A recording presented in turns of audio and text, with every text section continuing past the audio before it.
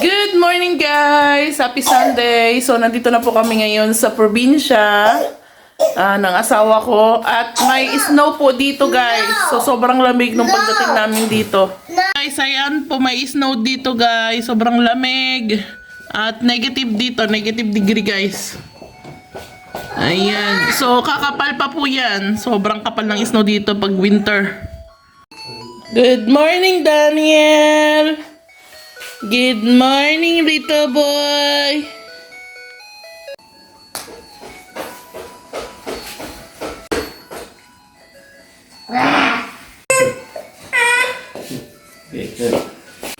Good morning. Bigat nag-vlog yan. So, we will make barbecue today. No, later. Daddy.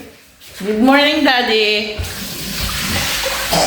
It's so cold in your place? No. We will make barbecue guys later. Birthday guys ni Jacob sa 22. Today let's go sa bagong bukas dito na supermarket. May maliit naman dito yung groceries guys na tindahan pero napakamahal. Parang sa atin yung parang sari-sari store.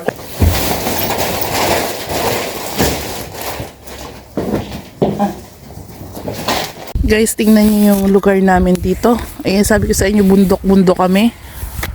Ayan. Bandang bahay ng biyanan ko doon, so may bundok doon.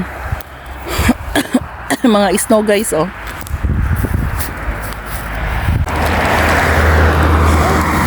Guys, hindi ko nadala yung lipstick ko. Akala ko nadampot ko na. Hindi na makakita. Snow is real, guys. Ay, ito na naman tayo. Okay, so ito yung bagong grocery, Profi, malaking grocery guys.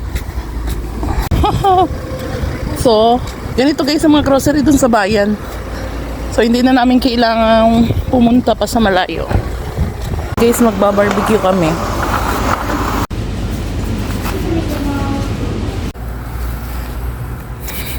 It's cold.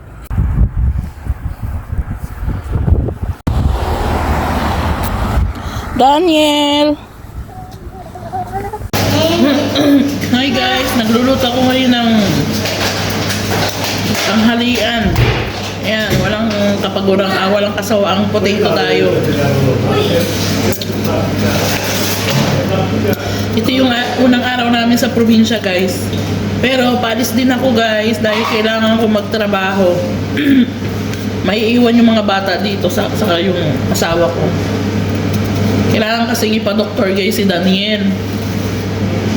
Si Daniel kasi guys, kapag ang ubo niyan at matagal na hindi gumaling, kailangan dalhin talaga sa doktor. Kasi pag hindi naagapan na naman, babalik na naman yung nahihirapan siyang huminga at kailangan lagyan siya ng nebulizer.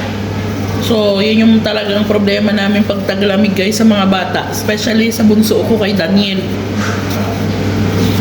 Meron kaming nebulizer dito sa bahay, dito sa probinsya. Kaya malapit lang naman guys yung doktor dito.